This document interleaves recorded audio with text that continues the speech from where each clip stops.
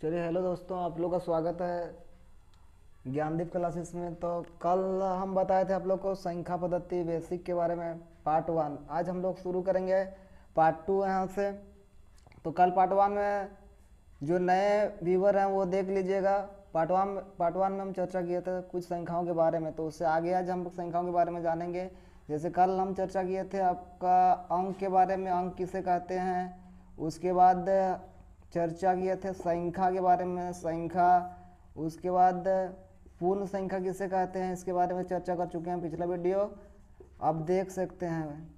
यदि जो भी नए व्यूवर जुड़ रहे हैं, जुड़ना चाहते हैं। उसके बाद बताए थे प्राकृत संख्या के बारे में, प्राकृत संख्या किसे कहते हैं, प्राकृत संख्या। उसके बाद बताए थे सम संख्या के बारे में, सम संख्या किसे कहा जाता है। फिर विषम संख्या के बारे में बताए थे, विषम संख्या। फिर बताए थे हम सभाज्य संख्या के बारे में, सभाज्य संख्या के बारे में। और उसके बाद फिर बताए थे हम जुड़वा भाज्य संख्या के बारे में। चलिए हमारा फर्स्ट वीडियो में इतना कुछ हम बता चुके थे आप लोगों को। तो आगे हम लोग अब और जानते हैं और आगे की संख्याओं के बारे में, बेसिक चीज़ें जो बहुत ही महत्वपूर्ण है सभी स्टूडेंट्स के लिए, खासकर सभी का सिलेबस में जो 6, 7, 8 के स्टूडेंट्स हैं उन लोग के तो काफ़ी फ़ायदा होने वाला है। साथ ही जो अभी कंपटीशन की भी तैयारी कर रहे हैं और जिन्हें बेसिक चीज़ें नहीं आता है, बेसिक नॉलेज नहीं है, वो इसे सीख सकते हैं, समझ सकते हैं। और आज हम लोग बात करेंगे पूर्णांक संख्या के बारे में। पूर्णांक संख्या किसे कहते हैं, इंटीजर्स नंबर इंग्लिश में कहा जाता है पूर्णांक संख्या को। तो पूर्णांक संख्या, पूर्णांक संख्या किसे कहा जाता है। तो सभी धनात्मक तथा ऋणात्मक संख्याओं को, सभी धनात्मक तथा ऋणात्मक संख्याओं को, सभी धनात्मक तथा ऋणात्मक संख्याओं को, सभी धनात्मक तथा ऋणात्मक संख्याओं को पूर्णांक संख्या कहते हैं, पूर्णांक संख्या कहते हैं। यानी सभी धनात्मक और ऋणात्मक संख्या को हम लोग क्या कहते हैं, पूर्णांक संख्या कहते हैं। जैसे पूर्णांक संख्या जो होता है वो दो तरह के होते हैं, धनात्मक और ऋणात्मक। मान लिया जाए कि ये संख्या रेखा हुआ, बीच में कौन होता है, जीरो होता है। संख्या रेखा के दाईं तरफ धनात्मक संख्या होता है, जैसे 1 हो गया, 2 हो गया, 3 हो गया, 4 हो गया, और आगे होगा संख्या 5। और जो जीरो होता है, जीरो के बाईं तरफ ऋणात्मक संख्या होता है, -1, -2, -3, -4। तो ये सभी धनात्मक और ऋणात्मक संख्याओं को हम लोग कहते हैं पूर्णांक संख्या। तो दो तरह का पूर्णांक संख्या होता है, जैसे संख्या रेखा जीरो के दाईं ओर संख्या रेखा में सभी पूर्णांक को धनात्मक पूर्णांक कहा जाता है। यानी जीरो के बाद, जीरो से बड़ी पूर्णांक को धनात्मक पूर्णांक कहते हैं। और जीरो से छोटी जितनी भी पूर्णांक होती है उसे हम लोग कहते हैं ऋणात्मक पूर्णांक। ऋणात्मक पूर्णांक सदैव जीरो से छोटी होती है, जबकि सभी धनात्मक पूर्णांक जीरो से बड़ी होती है। तो जीरो कौन सा पूर्णांक होगा, बात करेंगे। तो जीरो केवल एक क्या है, पूर्णांक है। ये न तो धनात्मक है, मतलब न उधर का है न इधर का है, किधरों का नहीं है, लेकिन एक क्या पूर्णांक कहा जाता है। जीरो को पूर्णांक है, लेकिन न तो धनात्मक है न ऋणात्मक है। तो दो तरह के पूर्णांक होते हैं।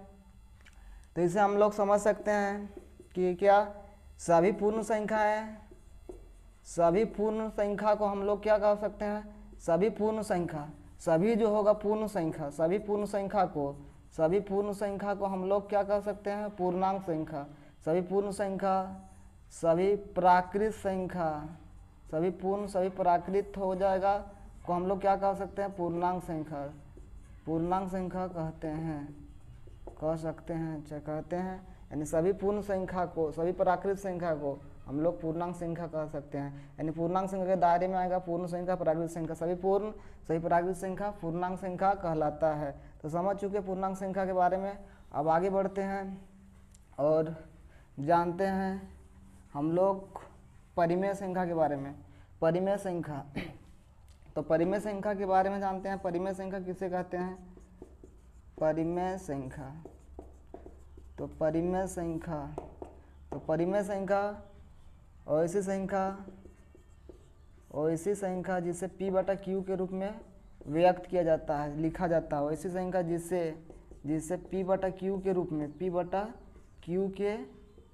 लिखा जाता है, p बटा q के रूप में लिखा जाता है, वैसी संख्या जिसे p बटा q के रूप में लिखा जाता है उसे परिमेय संख्या कहते हैं, उसे परिमेय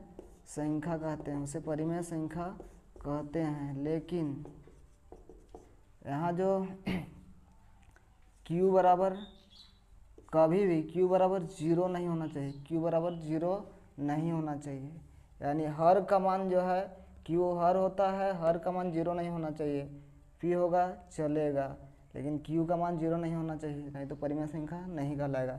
तो परिमेय संख्या जैसे परिमेय संख्या का उदाहरण होगा क्या क्या, तो जैसे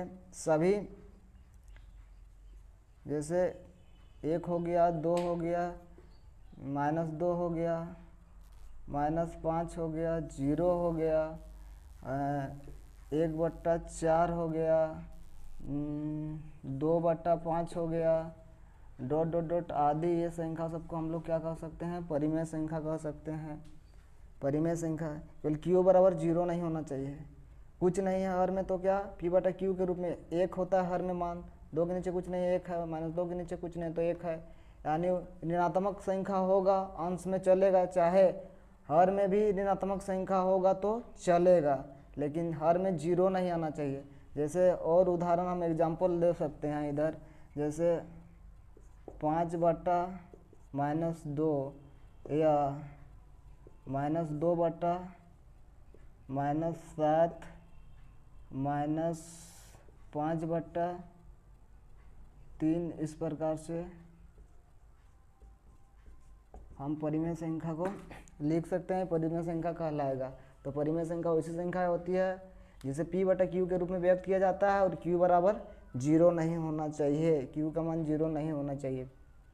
तो परिमेय संख्या जो होता है वो 2 तरह के होते हैं, परिमेय संख्या 2 तरह के होते हैं। परिमेय संख्या जो होता है वो 2 तरह का होता है, कौन कौन सा परिमेय संख्या 2 टाइप का होता है, क्या क्या, तो परिमेय संख्या धनात्मक और ऋणात्मक 2 टाइप का परिमेय संख्या होता है, 2 टाइप का धनात्मक परिमेय और ऋणात्मक परिमेय। तो बात करते हैं परिमेय संख्या का, तो परिमेय संख्या होता है 2 तरह का, धनात्मक परिमेय और ऋणात्मक परिमेय, धनात्मक और ऋणात्मक परिमेय, धनात्मक और ऋणात्मक परिमेय। धनात्मक में हो जाएगा आपका जैसे वैसा परिमेय संख्या जिनका अंश तथा हर दोनों धनात्मक हो, जैसे 1/4, 3/7 दोनों अंश या हर, अंश और हर दोनों धनात्मक हो या दोनों ऋणात्मक हो, दोनों अंश और हर दोनों धनात्मक हो चाहे दोनों ऋणात्मक हो, और इसी संख्या को धनात्मक परिमेय संख्या हम लोग कह सकते हैं। जैसे -6 बटा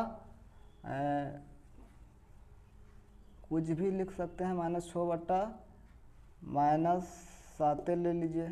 देखिए यहाँ पर ये दोनों अंश और हर दोनों धनात्मक है यहाँ पर, और यहाँ दोनों जगह पर क्या है, ऋणात्मक है, यानी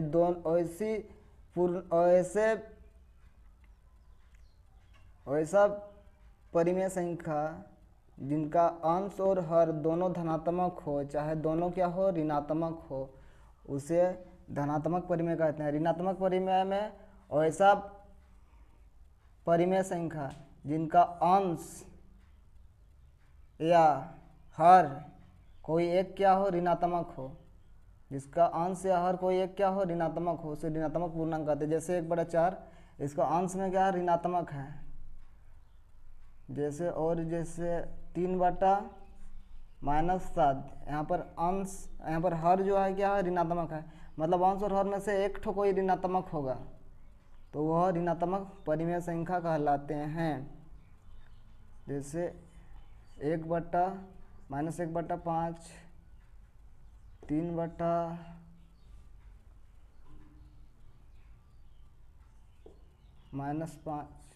-5, ऐसी संख्याओं को क्या कहते हैं हम लोग, ऋणात्मक परिमेय। इधर वाला हो जाएगा धनात्मक परिमेय। धनात्मक परिमेय में अंश और हर दोनों क्या होनी चाहिए, आपका धनात्मक होनी चाहिए या ऋणात्मक होनी चाहिए, जबकि ऋणात्मक परिमेय में अंश या हर में से कोई एक क्या होनी चाहिए, ऋणात्मक होनी चाहिए, तो वो ऋणात्मक पूर्णांक कहलाते हैं। तो समझ में आ गया कि परिमेय संख्या को P बटा Q के रूप में व्यक्त किया जाता है और Q बराबर Q का मान कभी जीरो नहीं होना चाहिए।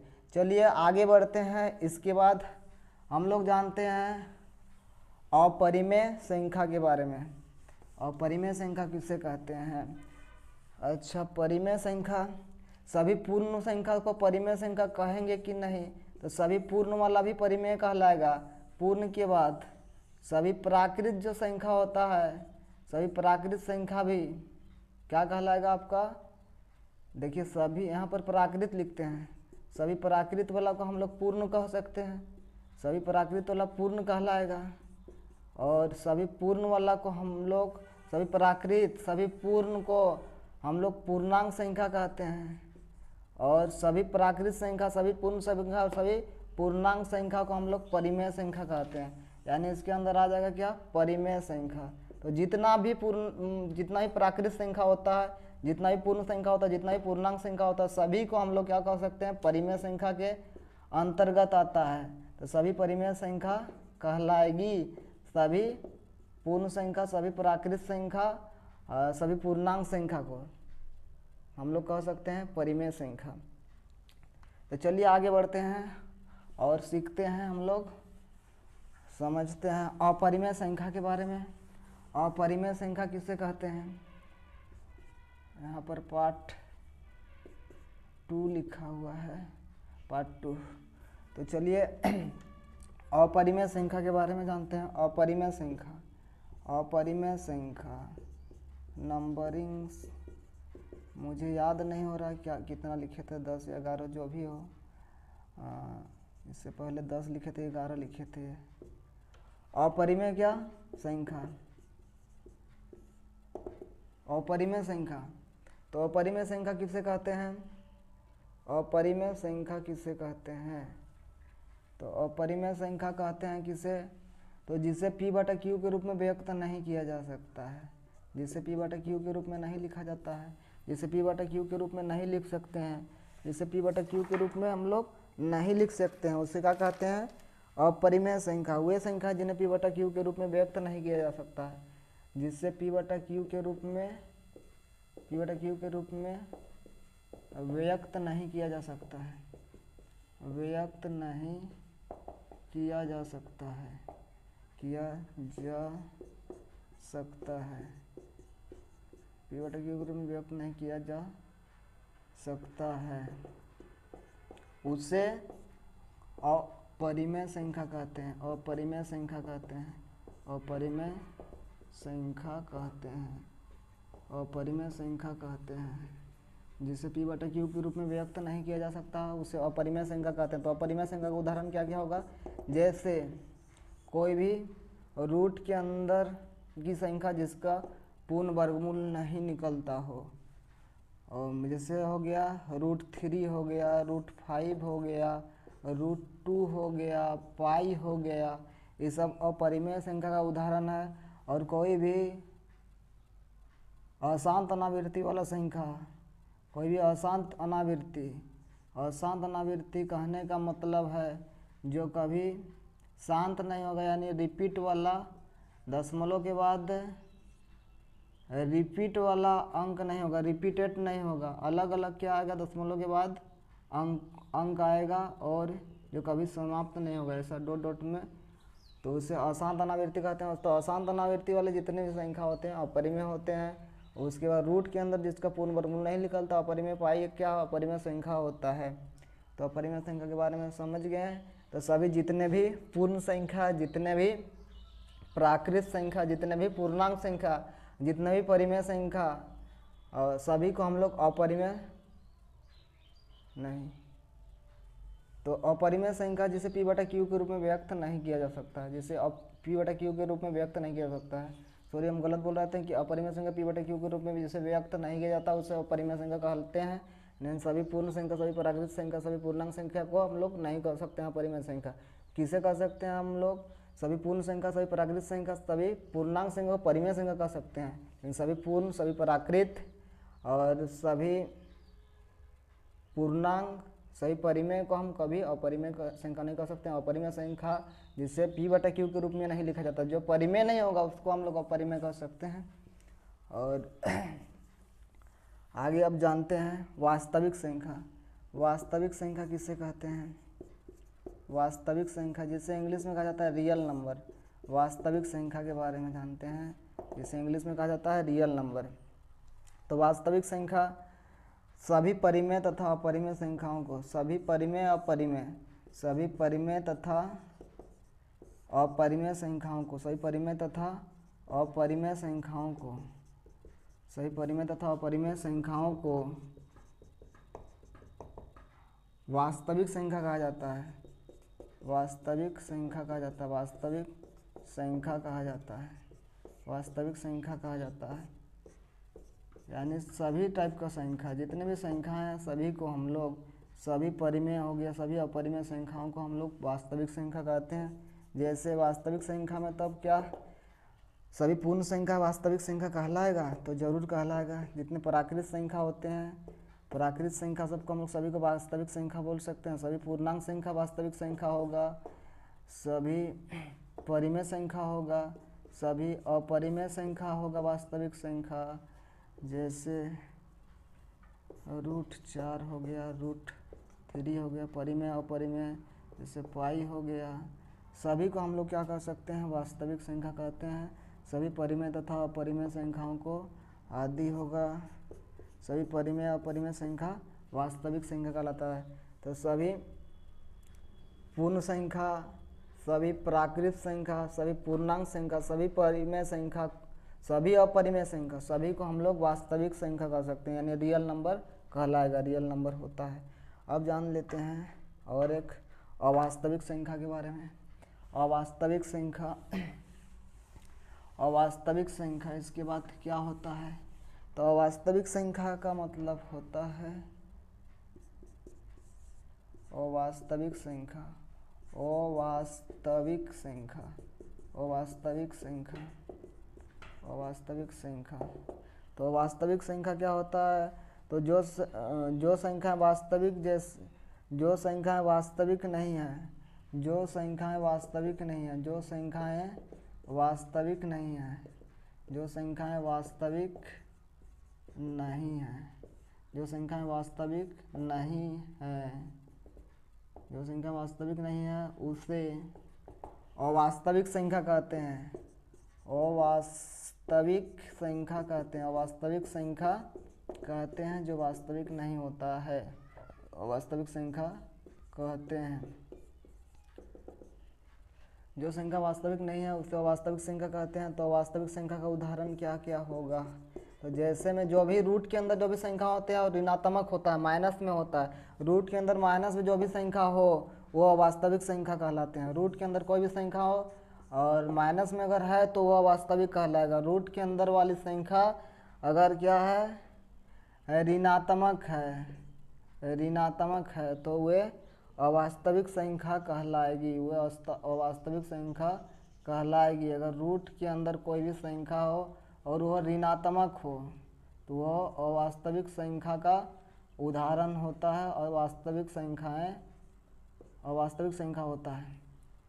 डॉट डॉट डॉट आदि ये सब क्या है? अवास्तविक संख्या। रूट के अंदर माइनस लगा हुआ संख्या रहेगा तो वो अवास्तविक संख्या कहलाएगा। और इसके बाद हम लोग जानते हैं फिर संख्या, संपूर्ण संख्या के बारे में।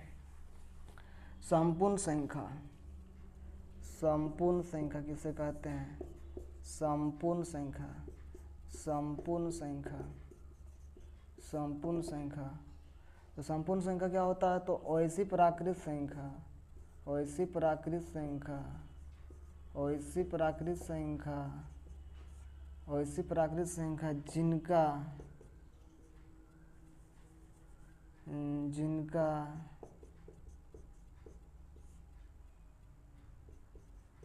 गुणनखंड का मान, जिनका गुणनखंड का मान, जिनका गुणनखंड का योग, जिनका गुणनखंड का योग, गुणनखंड का योग, जिनका गुणनखंड का योग, जिनका गुणनखंड का योग संख्या मान के 2 गुना हो, संख्या मान से दुगुना हो, संख्या मान से दुगुना हो, संख्या मान से दुगुना हो, उसे संपूर्ण संख्या कहते हैं, उसे संपूर्ण संख्या कहते हैं, उसे संपूर्ण संख्या कहते हैं, उसे संपूर्ण संख्या कहते हैं, उसे संपूर्ण संख्या कहते हैं।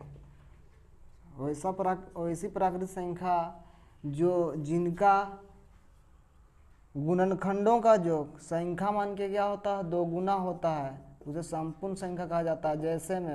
जैसे संपूर्ण संख्या का उदाहरण होगा 12, तो 12 का अगर गुणनखंड की बात करेंगे, गुणनखंड का मतलब होता है क्या क्या संख्या से 12 को भाग देने पर पूर्ण रूप से भाग लगेगा। तो 1 होता है इसका गुणनखंड, 2 होता है, 3 होता है, 4 होता है, 6 होता है और 12 होता है।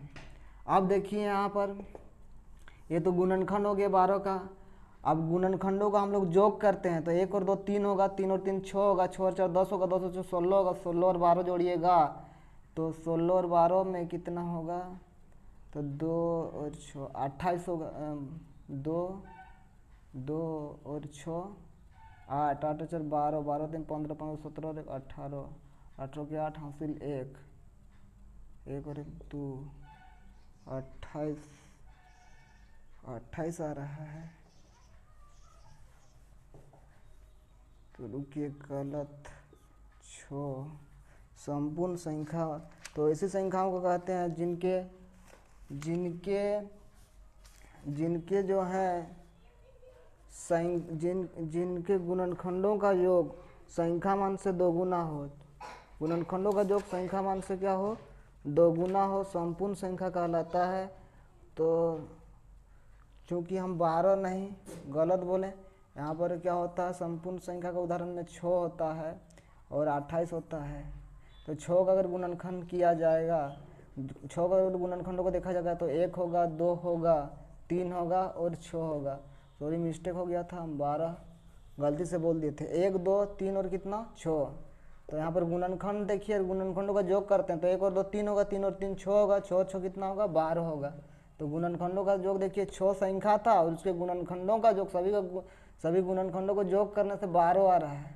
तो इसीलिए 6 एक क्या संपूर्ण संख्या है। फिर 28 को देखिए, 6 और 28 का गुणनखंड देखिए क्या क्या 28 का गुणनखंड होगा, 1 होगा, 1 से तो भाग लगेगा, 2 से लगेगा और चलिए 3 से नहीं लगेगा, 4 से लगेगा, 4 के बाद फिर ये 28 जो है एक ही बार लगेगा कितना से, 7 से लगेगा, उसके बाद फिर 14 से लगेगा और एक ही बार कितना से लगेगा 28 से लगेगा।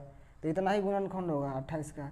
सभी को जोड़ते हैं, देखिए बोले इकाइयों को जोड़ते हैं, 8 और 4 12, 12 और 7 12 7 19, 19 और 4 23, 23 और 2 25, 25 और 1 26 के 6, हाथ में 2, 2 और 2 4 हो जाएगा, 4 और 1 5, 5 तो 5 हो गया, यानी कितना हो गया 56 हो गया। तो देखिए यहाँ पर संख्या 28 था और उसके सभी गुणनखंडों के अंकों का जो कितना हुआ 56 हुआ। तो ऐसी संख्या जिनकी सभी गुणनखंडों का योग करने से अगर संख्या मान से क्या होता है, दोगुना मान प्राप्त होता है, तो वे संख्या संपूर्ण संख्या कहलाती है, संपूर्ण संख्या उन्हें कहते हैं। तो अगर 1 से 100 तक की गिनती में 2 ही तो संपूर्ण संख्या है, 1 से 100 तक की गिनती में, 1 से 100 तक की गिनती में, 1 से 100 तक की गिनती में, 1 से 100 तक की गिनती में, 1 से 100 तक की गिनती में 2 संपूर्ण संख्या हैं, 2 संपूर्ण संख्या। और कौन कौन 2 हैं, तो आपका 6 और 28 2 संपूर्ण संख्या है, 2 ही तो संपूर्ण संख्या है 1 से 100 तक की गिनती में। चलिए आगे बढ़ते हैं और फिर जानते हैं रामानुजन संख्या। रामानुजन संख्या, रामानुजन संख्या, रामानुजन संख्या के बारे में जानते हैं कि रामानुजन संख्या क्या होता है। तो रामानुजन संख्या अगला हम लोग जानते हैं रामानुजन संख्या के बारे में। रामानुजन संख्या, तो रामानुजन संख्या, तो रामानुजन संख्या ऐसी दो प्राकृत संख्या, ऐसी दो प्राकृत संख्या, ऐसी दो प्राकृत संख्या जिनके घनों का योग, जिनके घनों का योग, जिनके घनों का योग, जिनके घनों का योग जिनके घनों का योग, ऐसी दो प्राकृतिक संख्या जिनके घनों का योग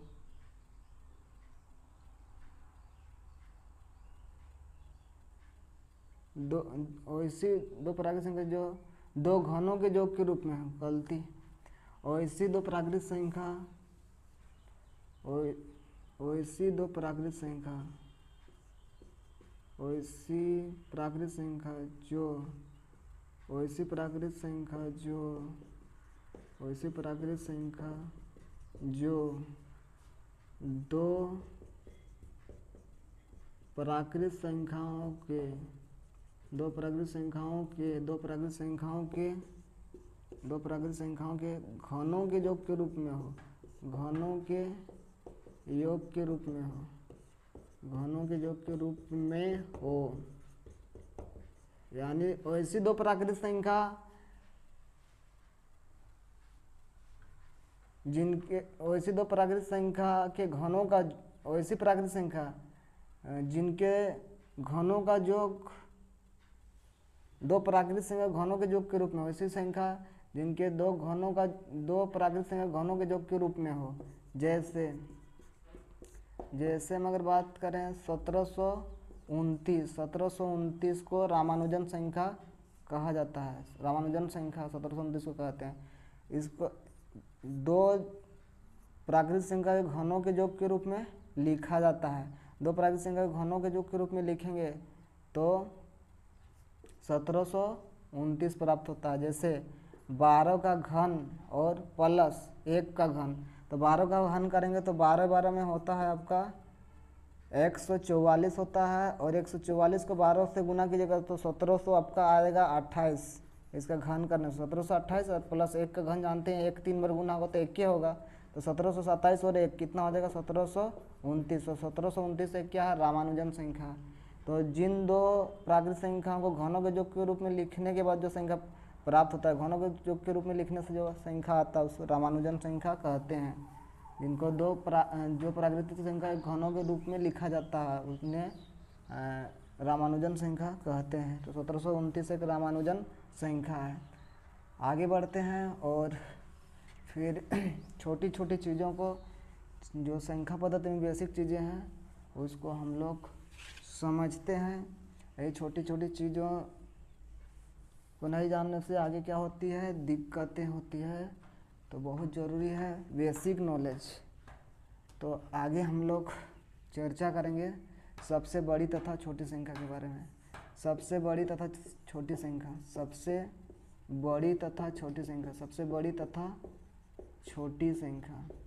तो सबसे बड़ी तथा छोटी संख्या, तो सबसे बड़ी तथा छोटी संख्या, तो सबसे छोटी तथा बड़ी संख्या अगर बात किया जाए, बड़ी संख्या एक तरफ लिखते हैं, चलिए बड़ी संख्या, और एक तरफ हम लिखते हैं छोटी संख्या।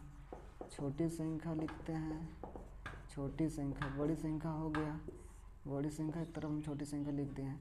तो अगर बात किया जाए कि एक अंकों की बड़ी संख्या, एक अंक में क्या होता है, तो एक अंक की बड़ी संख्या क्या होता है, तो एक अंक की बड़ी संख्या क्या होता है, 9 होता है। 9 से कोई एक अंक में बड़ा नहीं होता है। एक अंक में सबसे बड़ा क्या होता है, 9 होता है। जैसे गिनती की संख्या में एक अंकों की सबसे बड़ी संख्या क्या होता है, 9। अगर छोटी संख्या की बात किया जाए तो एक अंक की सबसे छोटी संख्या क्या होता है, 0। 0 से छोटा और नहीं होता है प्राकृतिक संख्या में। और प्राकृतिक संख्या में एक अंकों में 9 से बड़ा कोई नहीं होता। 9 के बाद जाएंगे तो 10 मिलेगा, लेकिन वह 2 अंकों से मिलके बना है। उसके बाद एक अंकों की बड़ी संख्या 9 हो गया। अगर 2 अंकों की बड़ी संख्या की बात किया जाए तो होगा आपका 99। 2 अंकों की बड़ी संख्या होता है क्या, 99 होता है। 2 अंकों की बड़ी संख्या 99 है। लेकिन 2 अंकों की अगर छोटी संख्या की बात किया जाए तो होता है 10 होता है। उसी प्रकार 3 अंकों की बड़ी संख्या में क्या होगा, इधर जितना अंकों की बड़ी संख्या कहा जाएगा उतना 9 होगा। लेकिन छोटी संख्या में जितना अंकों की छोटी संख्या कहा जाएगा, 1 लिखने के बाद 1 अंक कम होगा, 1 0 कम लिखना है। जैसे 3 अंकों की छोटी संख्या कहा जा रहा है तो 3 अंक, 1 को मिला के 3 अंक होना चाहिए। 1 लिखेंगे, उसके बाद 3 अंक कहा जा रहा है तो 2 0 लगाएंगे, 3 अंक, तो 1 0 कम करके 1 लिखने का 1 0 कम लगाएंगे, होने से क्या हो जाएगा, 1 और उधर 2 अंक मिला के 3 अंक हो जाएगा। तो ऐसे छोटी संख्या बड़ी संख्या के बारे में अगर लिखने के लिए आए तो ऐसे छोटी संख्या को बड़ी संख्या को क्या जवाब देना है। अगर 4 अंकों की बड़ी संख्या बोला जाए तो 4 ठो 9 हो जाएगा, और अगर 4 अंकों की छोटी संख्या कहा जाए तो हम क्या करेंगे, 1 लिखेंगे और उसके बाद एक ठो भी एक अंक गिना आएगा, उसके बाद एक अंक कम लगाएंगे, यानी 3 ठो जीरो लगा देंगे, एक ठो जीरो कम लगाएंगे। जितना अंकों की छोटी संख्या कहा जा रहा है उससे 4 अंकों की छोटी संख्या कहा जा रहा है तो 1 लिखने के बाद 3 अंक लिखेंगे। उसे 5 अंकों की बड़ी संख्या कहा जाए तो 5 ठो 9, बड़ी संख्या में कोई दिक्कत नहीं है, 9 9 करते जाइए, बढ़ाते जाइए। 2 अंकों की बोलेगा 2 ठो 9 लिख देना है, 5 अंकों की बोलेगा 5 ठो 9 लिख देना है। इन छोटी संख्या में याद रखना है, जितना अंकों की छोटी संख्या कहा जाएगा 1 लिखने के बाद जितना अंकों की छोटी संख्या कहा जाएगा उससे एक कम जीरो। जैसे 5 अंकों की छोटी संख्या लिखना हो तो 1 लिखेंगे, आगे 4 जीरो लटकाएंगे, तो ये 5 अंकों की क्या होगा, छोटी संख्या कहलाए हो जाएगा। अब इसको पढ़ के देखते हैं। 5 अंकों की छोटी संख्या क्या होता है, इकाई दहाई सैकड़ा हज़ार 10,000, 10,000 होता है। अब 5 अंकों की बड़ी संख्या उनसे इकाई दहाई सैकड़ा हज़ार 10,000, 99,900 कितना 99, ऐसे पढ़ना है। तो अब और अगर 6 अंकों की बड़ी संख्या बोला जाए तो 6 ठो 9 लिख देना है। तो 6 अंकों की क्या होगा बड़ी संख्या, इकाई दहाई सैकड़ा हज़ार 10,000 लाख, यानी 9,99,999। और 6 अंकों की अगर बोला जाए कि सबसे छोटी संख्या, तो 6 अंकों की चर्चा हो रहा है तो 1 लिखेंगे और 1 जीरो हम कम लगाएंगे अपने से, 1 के 5 जीरो लगाएंगे, हो जाएगा 1 को मिला के 6 अंक, इकाई दहाई सैकड़ा हज़ार 10,000 लाख, तो 1 लाख पढ़ाएगा। 6 अंकों की छोटी संख्या कितना बढ़ाएगा, 1 लाख। तो समझ चुके सबसे छोटी संख्या बड़ी संख्या के बारे में। अब फिर आगे बढ़ते हैं और जानते हैं स्थानीय मान। स्थानीय मान तथा अंकित मान क्या होता है। कोई भी संख्या के स्थानीय मान और अंकित मान में क्या अंतर है। तो कोई भी संख्या हो तो स्थानीय मान और अंकित मान में क्या अंतर है। तो स्थानीय मान क्या होता है और अंकित मान क्या होता है। स्थानीय मान तथा अंकित मान, अंकित मान को ही क्या कहते हैं और एक नाम जानते हैं, इसको जातीय मान भी कहा जाता है। जातीय मान, स्थानीय मान, अंकित मान बोलिए चाहे जातीय मान बोलिए, ये क्या होता है स्थानीय मान, अंकित मान या जातीय मान। तो स्थानीय मान होता है वो अपने स्थान के अनुसार ये मान होता है। स्थानीय मान नाम से ही पता चल रहा है कि स्थानीय मान वो स्थान के आधार पर क्या होता है, बदलने वाला होता है।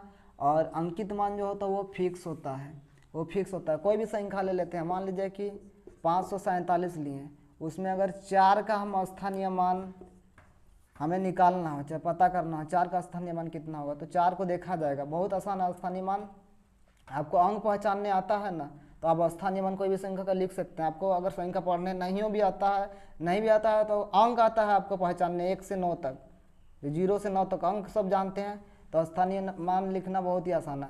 4 दिख रहा है ना, तो 4 लिख देंगे, उसके 4 के बाद जितना अंक है 0 लगाएंगे, यानी 40 होता है। इसको पढ़ेंगे तो 40 लिख पाइएगा, भले आप पढ़ नहीं पाइए संख्या को, अगर आपको अंक पहचानने आता है तो 0 से 9 तक, तो इसको कितना 40, यानी 40 हो जाएगा। 4 अंकों का 4 का स्थानीय मान, तो 4 का स्थानीय मान कहा कि ये दहाई स्थान पर है, इकाई दहाई, तो इकाई के स्थान पर जो भी मान रहता है उसका वैल्यू उतना ही होता है, जितना मान रहेगा उतना ही उसका वैल्यू होगा। जैसे 7 है तो 7 का मान 7 ही होगा इकाई के स्थान पर, लेकिन दहाई के स्थान पर क्या होता है, उसका जितना अंक है उसका 10 गुना मान होता है। 4 है तो 4 का 10 गुना होगा मान, 40 होगा स्थानीय मान में।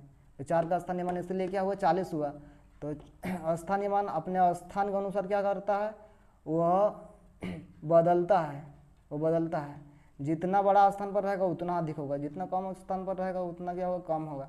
जैसे अगर 5 के स्थान पर 5 का स्थानीय मान का बात कर रहे हैं तो 5 देखिए, और 5 का स्थानीय मान का बात करते हैं 5 का, तो 5 का स्थानीय मान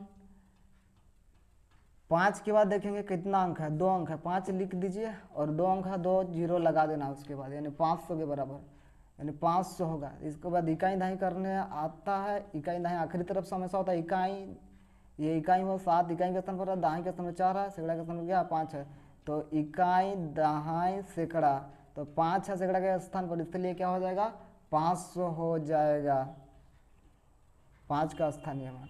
अब बात कर लेते हैं हम अब बात करते हैं जातीय मान का या अंकित मान का। तो 4 का अंकित मान अगर बोला जाए कितना होगा, 4 का अंकित मान, ये सब स्थानीय मान हुआ, दोनों स्थानीय मान हुआ, स्थानीय मान हुआ।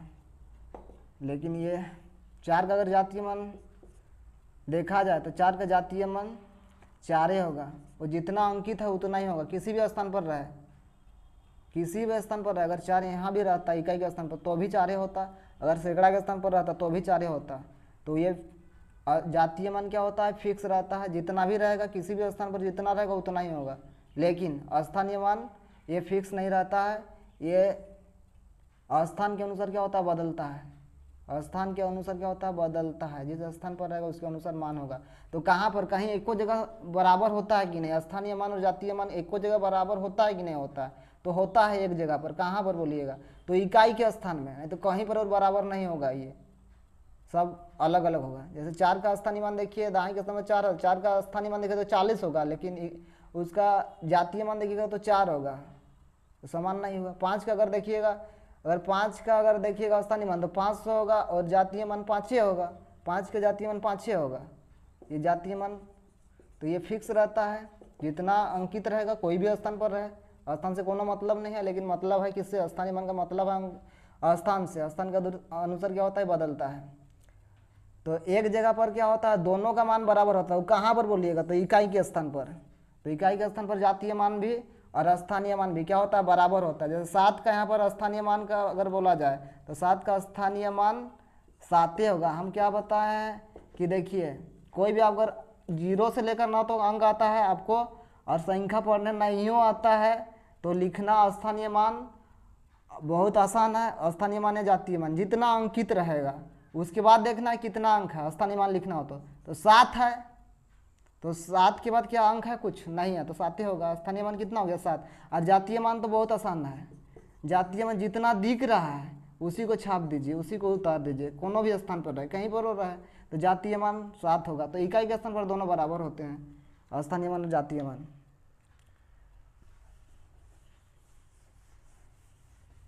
तो चलिए उसके बाद थोड़ा सा हम रोमन संख्या के बारे में बताते हैं। संख्या पद्धति जो बता ही रहे हैं, तो रोमन संख्या के बारे में आगे हम बताते हैं, चर्चा करते हैं रोमन संख्या के बारे में। रोमन संख्या हिंदू अरबी वाला गिनती आवे करता है सबको, 1 से लेकर 100 तक जो हम लोग पढ़ते आए हैं बचपन से, 1 2 ये सब तो आता है सबको। लेकिन रोमन गिनती आज हम आप लोगों को बताएंगे रोमन संख्या के बारे में। और रोमन संख्या ये क्या होता है, तो रोमन संख्या देखिएगा, रोमन संख्या जो होता है 2 तरह का होता है, छोटा रोमन बड़ा रोमन। जैसे अंग्रेजी में 2 टाइप का लेटर होता है, बड़ा अक्षर छोटा अक्षर, उसी प्रकार रोमन सब भी 2 टाइप का होता है, छोटा रोमन बड़ा रोमन। तो छोटा रोमन और बड़ा रोमन देखिएगा, जैसे हम लोग 1 है, 1 को हम लोग लिखते हैं रोमन में, अगर लिखना हो तो 1 इस टाइप से होता है। तो कभी कभी ऐसा भी लिखा हुआ देखिएगा और कभी कभी देखिएगा आप ऐसा भी लिखा हुआ देखिएगा, ऐसा भी देखिएगा, तो ये छोटा रोमन हो, ये बड़ा रोमन। ऐसा लिखा हुआ मतलब बड़ा रोमन है, ऐसा लिखा हुआ मतलब छोटा रोमन है। अगर 2 लिखा हुआ देखिएगा रोमन में तो ऐसा भी लिखा हुआ देखिएगा, कहीं पर ऐसा देखिएगा, तो ये बड़ा रोमन है, ये छोटा रोमन है। फिर 3 को उसी प्रकार लिखा जाता है, इस टाइप से बड़ा ये रोमन हुआ, छोटा रोमन रहेगा तो इस टाइप से 3 को लिखा जाता है। तो आज रोमन संख्या के बारे में बात करते हैं और बताते हैं। देखिएगा रोमन गिनती के बारे में और रोमन संख्या के बारे में। तो रोमन संख्या में पहले देखिए, रोमन संख्या आपको समझ में आ जाएगा। रोमन संख्या लिखने कभी कभी आता है, हिंदू अरबी संख्या दिया हुआ रहेगा और पूछेगा रोमन संख्या में लिखें हिंदू अरबी संख्या को। तो यहाँ पर देख लीजिए आप,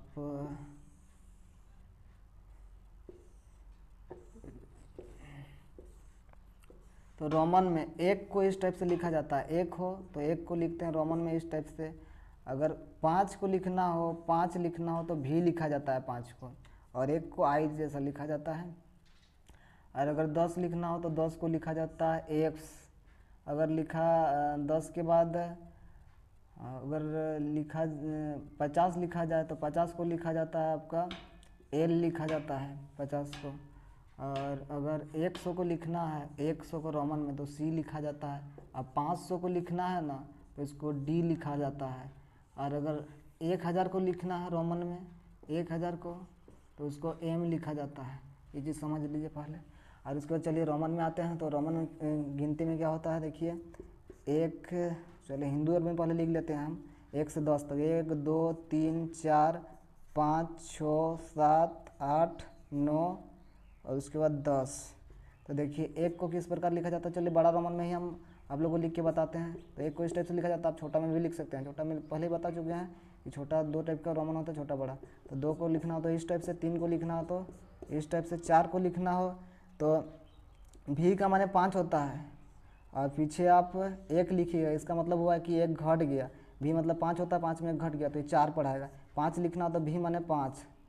उसके बाद 6 का मतलब होता है भी लिखना है और आगे 1 जोड़ना है। आगे 1 जोड़िएगा तो क्या होगा, 1 बढ़ेगा, 7 है तो भी लिखने के बाद इधर 2 ठो आई लिख दीजिए तो 7 होगा। 8 के बाद भी के बाद इधर 3 ठो क्या होगा, आई होगा। फिर 9 लिखना है तो हो जाएगा आपका 10। x का माने होता है पीछे 1 घटा देंगे, 9 हो जाएगा, और x का मतलब 10 होगा। तो ये 1 से कितना तक हुआ, 10 तक रोमन हुआ। फिर 11 लिखना हो, 12 लिखना हो, 13 लिखना हो, 14 लिखना हो, 15 लिखना हो, 16, 17, 18, 19, 20।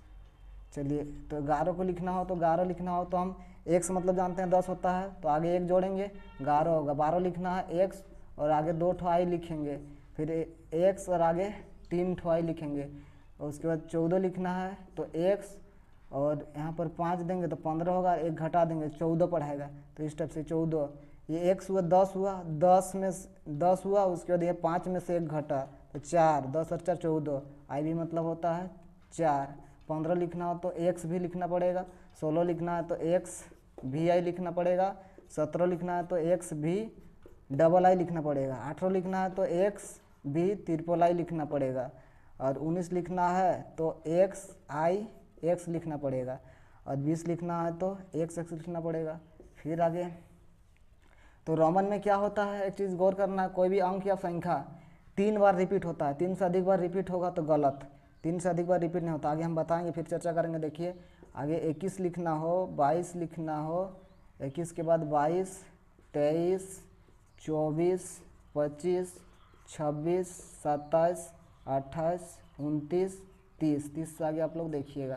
तो रिपीट जो होता है वो कोई अंक हो या संख्या हो, वो 3 बार तक रिपीट होता है, 3 से अधिक बार रिपीट नहीं होता है। कोई भी रोमन अंक या रोमन संख्या, रोमन अंक या रोमन संख्या। तो 21 लिखना हो तो 2 ठो x और i, 21 हो गया, 2 ठो x, 1 ठो x मतलब 10 होता है, 2 ठो x लिखेंगे तो 20 हो जाएगा, और 2 ठो i लिखेंगे, 1 ठो i का मतलब 1 तो 2 ठो i का मतलब 2 होगा।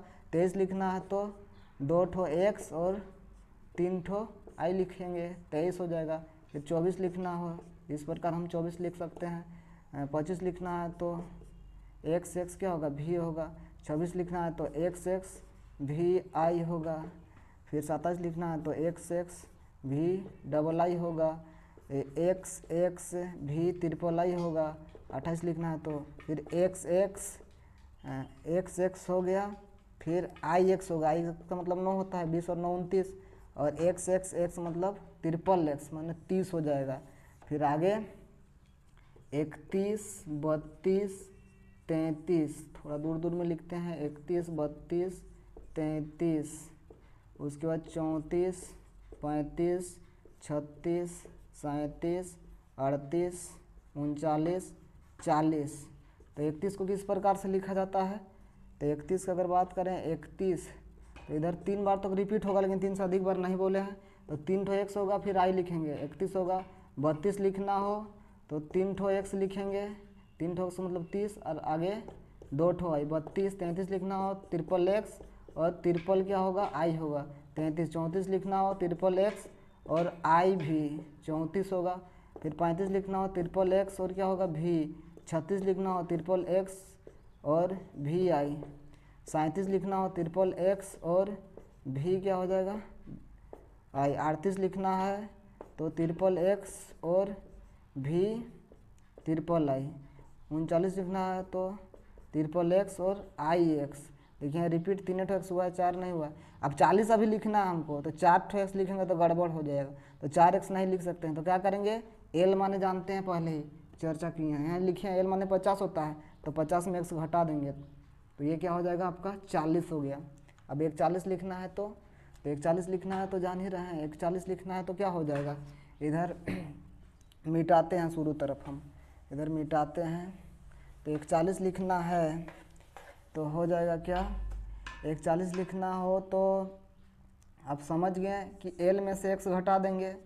140 पहले लिख लेते हैं हिंदू अरबी में, 41, 42, 43, 44, 45, 46, 47, 48, 49, 50। तो 41, 42, 43, 44, 45, 46, 47, 48, 49, 50 तो हिंदू अरबी में हुआ। हिंदू अरबी को हम लोग को कन्वर्ट करना, बदलना है, कन्वर्ट करना है किसमें, रोमन में। तो 41 को हम लोग लिखेंगे, एल का मतलब 50 होता है, 50 में 10 घटा भी, क्योंकि 4 बार तो रिपीट नहीं होगा संख्या। एक्स जो है 4 बार नहीं लिख सकते हैं, रोमन में 3 बार रिपीट होता है। कोई भी संख्या हो या अंक हो, एक को भी एक अंक होता है 3 बार रिपीट होता है, और एक्स भी 3 बार रिपीट होता है। तो 3 से ज़्यादा बार रिपीट नहीं कर सकते हैं। तो एल में एक्स घटाएंगे माने 40 होगा, 40 में एक जोड़ेंगे तो ही एक 40 बढ़ाएगा। फिर एल में एक्स घटा देना है और आगे 2 जोड़ देना है, इस प्रकार। फिर एल में एक्स क्या करना है, घटाना है, आगे क्या करना है, 3 जोड़ना है। फिर एल में एक्स घटाना है, आगे 4 जोड़ना है, 44 हो गया। फिर एल में एक्स घटाना है, आगे 5 जोड़ना है। फिर एल में एक्स घटाना है, आगे 6 जोड़ना है, 46 हो जाएगा। फिर एल में एक्स घटाना है, आगे 7 जोड़ना है। फिर एल में एक्स घटाना है माने 40 होगा, 40 में आगे 8 जोड़ना है। फिर एल में एक्स घटाना है और आगे 9 जोड़ना है, तो यानी आई एक्स हो जाएगा। और उसके बाद 50 तो एल लिखबे करते हैं, जानते हैं। फिर उसी प्रकार आगे बढ़ेगा गिनती, 50 के बाद 51, 52। उधर आप लोग इतना अगर समझ गए हैं तो आगे दिक्कत नहीं होगा। दिक्कत यहीं पर समझने में हो सकता था 30 के बाद गिनती में, 40, हाँ 39 के बाद। अब दिक्कत नहीं होगा, आप आसानी से अब समझ गए होंगे। और कोई भी हिंदू अरबी अंक को, हिंदू अरबी कोई भी संख्या हो या अंक हो, उसको आप रोमन में लिख सकते हैं। 51 हो गया, 52 हो गया, 53 हो गया, उसके बाद 54 हो गया, 55 हो गया, 56 हो गया, 57 हो गया, 58 हो गया, 59 हो गया, 60 हो गया। तो इधर देखिए, उसके बाद दिक्कत नहीं है, लिख सकते हैं। आपको ये चीज़ें याद रखना पड़ेगा कि एक को ऐसा आई जैसा लिखा जाता है, 5 को भी जैसा लिखा जाता है रोमन में, 10 को एक्स, 50 को एल और 100 को सी लिखा जाता है, 500 को डी लिखा जाता है और 1000 को एम लिखा जाता है। इधर आपको पता होना चाहिए 10 तक एक से गिनती रोमन में। और उसके बाद आसानी से आप क्या कर सकते हैं, कोई भी हिंदू अरबी संख्या हो या अंक हो, उसको रोमन में लिख सकते हैं। तो 51 लिखना है तो एल और आगे 1 जोड़ देंगे, 51 होगा। एल का 50 हम जानते हैं, और एल आगे 2 जोड़ देंगे, 52 होगा। एल आगे 3 जोड़ देंगे तो 53 हो जाएगा। एल और आगे 4 जोड़ेंगे तो 54 हो जाएगा। एल और आगे हम 5 जोड़ेंगे, 55 होगा। एल और आगे हम 6 जोड़ेंगे तो 56 होगा। एल और आगे 7 जोड़ेंगे, 57 होगा। एल और आगे 8 जोड़ेंगे, 58 होगा। एल और आगे 9 जोड़ेंगे, 59 होगा। और एल एक्स लिखेंगे, 60 हो जाएगा। ऐसे आप लिख सकते हैं आगे अपने से भी। तो इतना ही हम बताते हैं, आगे आप ऐसा ही होगा। तो चलिए आपको हम बताएं कि रोमन संख्या को कैसे लिखा जाता है, रोमन में कैसे लिखा जाता है हिंदू अरबी संख्या को, हिंदू अरबी संख्या को। तो यहाँ देखिएगा, समझिएगा। जैसे बोला जाएगा कि आपको कुछ कोनो भी संख्या बोलेगा, 105 को कैसे लिखना है रोमन में, 332 को रोमन में कैसे लिखना है, चाहे 322 को, चाहे 518 को कैसे लिखना हो तो कैसे लिखेंगे। ऐसा कुछ भी बोलेगा, चाहे 1015 को कितना लिखा जाएगा, 1015 को, ऐसे कुछ भी लिखने के लिए कहा जाए। तो जैसे 105 कहा जा रहा है तो हम जानते हैं सी माने 100 होता है और भी माने 5 होता है, तो सी भी लिख देंगे 105। 322 कह रहा है तो 322 3 बार तो रिपीट कर सकते हैं ना, 3 बार रिपीट होगा बोले हैं, यानी 3 तो सी लिखाएगा। अब 22 कह रहा है, 2 ठो क्या होगा एक्स और 2 ठो क्या होगा आई, यानी कोई भी संख्या को हम 3 बार तक रिपीट कर सकते हैं रोमन में, संख्या हो या अंक हो, लेकिन 3 बार से अधिक रिपीट नहीं कर सकते हैं। और अगर 518 को लिखना है तो हम लिखेंगे 500 डी का माने होता है, तो 500 हो गया, 18 लिखना है तो एक्स माने 10 होता है और आगे 8 जोड़ देंगे, 18 हो गया। 1015 लिखना है तो 1015 एम माने 1000 होता है, तो एम माने 1000 और 15 माने एक्स भी होगा, 1015 हुआ। इस तरीके से हम क्या कर सकते हैं, हिंदू अरबी संख्या को रोमन संख्या में बदल के लिख सकते हैं। अगर 400 बोलेगा, 425 को कैसा लिखना हो रोमन में, तो यहाँ पर क्या 4 तो सी लिखेंगे तो गड़बड़ा जाएगा, 4 बार रिपीट नहीं होगा कोई भी संख्या।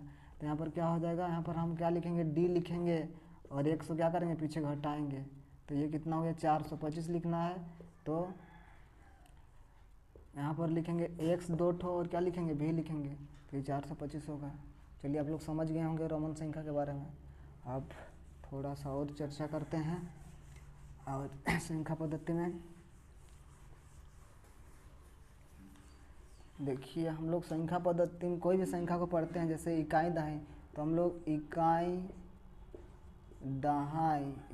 दहाई संख्या पद्धति, अंतर्राष्ट्रीय संख्या पद्धति और भारतीय संख्याकन पद्धति, भारतीय संख्याकन पद्धति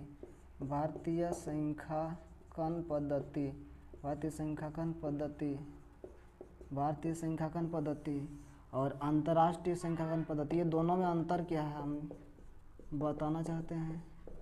अंतर्राष्ट्रीय संख्याकन पद्धति,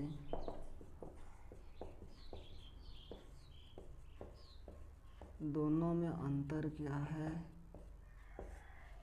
तो भारतीय संख्याकन पद्धति और अंतर्राष्ट्रीय संख्याकन पद्धति। तो भारतीय संख्याकन पद्धति में सबसे पहले क्या होता है, इकाई होता है।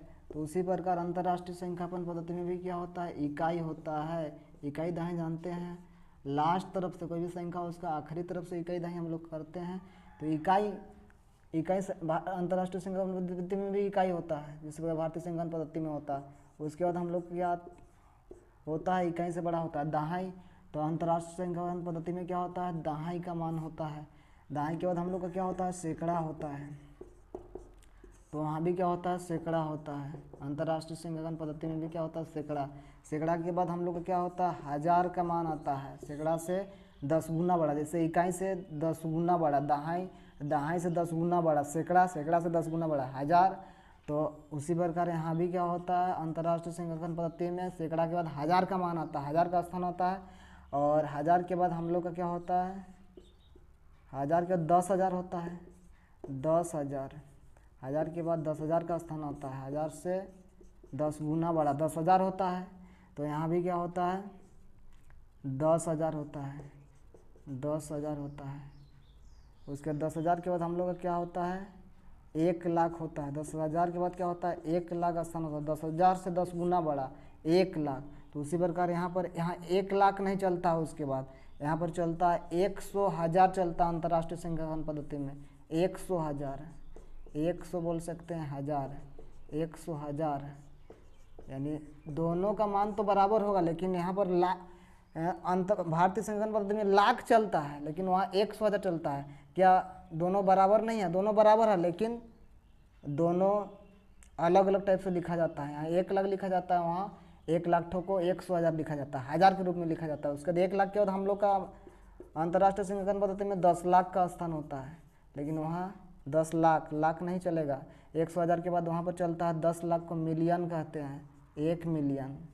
10 लाख का मतलब होता है 1 मिलियन, 1 मिलियन कहा जाता है 10 लाख को अंतर्राष्ट्रीय संख्याकन पद्धति की भाषा में, 1 मिलियन। 10 लाख के बाद हम लोग का आता है करोड़।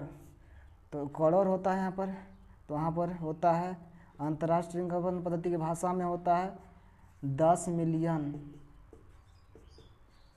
जो करोड़ होता है, करोड़ का मान ठो को कहते हैं अंतर्राष्ट्रीय संख्याकन पद्धति में 10 मिलियन, 1 करोड़ ठो को, 1 करोड़ जो होता है उसको कहते हैं 10 मिलियन। 100 करोड़ के बाद हम लोग का होता है, करोड़ के बाद हम लोग का 10 करोड़ होता है, 10 करोड़ होता है। क्या होता है, करोड़ के बाद 10 करोड़, लेकिन वहाँ पर कहा जाता है 10 करोड़ को 100 मिलियन, 100 मिलियन कहा जाता है अंतर्राष्ट्रीय संख्याकन पद्धति की भाषा में। उसके बाद 10 करोड़ के बाद हम लोग का होता है क्या, अरब चलता है, लेकिन वहाँ पर 10 करोड़ अरब नहीं चलता, वहाँ पर चलता है बिलियन, 1 बिलियन, 1 बिलियन होगा, 1 बिलियन, यानी अरब के बराबर, अरब ठो को कहा जाता है 1 अरब ठो को 1 बिलियन। अरब के बाद होता है 10 अरब हम लोग का, 10 अरब अंतर्राष्ट्रीय संख्याकन भाषा में 10 अरब होता है, लेकिन अंतर्राष्ट्रीय संख्याकन पद्धति में होगा आपका 10 बिलियन 10 बिलियन 10 बिलियन। फिर हम लोग का क्या होता है 10 अरब के बाद खरब होता है। 10 अरब के बाद क्या होगा खरब, माने 1 खरब। तो वहाँ पर होगा 10 मिलियन के बाद 100 मिलियन।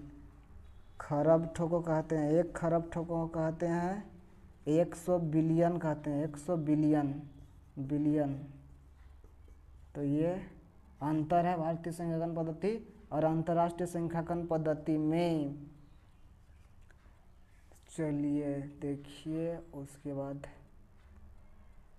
कभी कभी आता है क्या भारतीय संख्याकन पद्धति को अंतर्राष्ट्रीय संख्याकन पद्धति में बदल के लिखने के लिए कहा जाता है। चलिए मिटाते हैं किस टाइप से पूछा जाता है, कैसे पहचानिएगा कोई अंतर्राष्ट्रीय संख्याकन पद्धति वाला संख्या और भारतीय संख्याकन पद्धति वाला संख्या का पहचान आप कैसे कर सकते हैं। और कभी कभी बदलने के लिए भी कहा जाता है कि भारतीय संख्याकन पद्धति में बदलिए अंतर्राष्ट्रीय संख्याकन पद्धति में।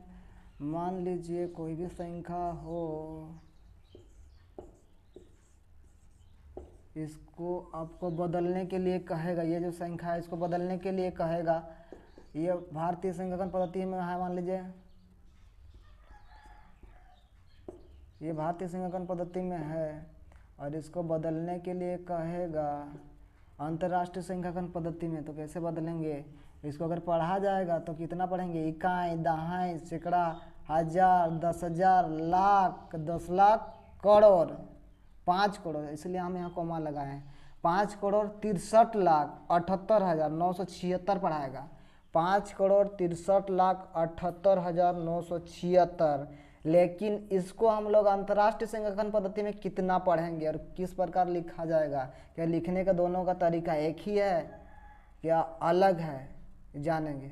देखिए कॉमा कहाँ कहाँ हम लगाए हैं भारतीय संख्याकन पद्धति में, जब लिखा गया तो कॉमा कहाँ पर लगाए हैं। देखिए ये सबसे बड़ा मान 5 करोड़, उसके बाद 63 लाख, उसके बाद 78,000। तो देखिए करोड़ सबसे बड़ा होता है, करोड़ के बाद यहाँ पर जो दिया गया है उसके अनुसार करोड़ के बाद क्या होगा, लाख होगा, 10 लाख यानी 63 लाख।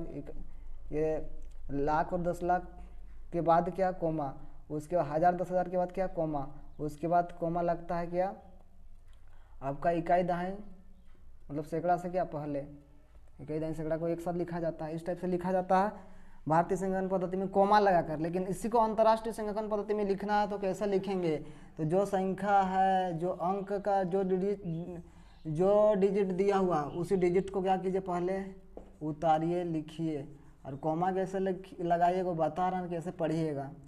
तो इस टाइप से उतार दिए, पहले छाप दिए, जैसा वैसा ही जितना अंक है उतना अंकों का प्रयोग करके, जो अंक है उन अंकों का प्रयोग करके अब इसको लिखेंगे और पढ़ेंगे किस प्रकार से।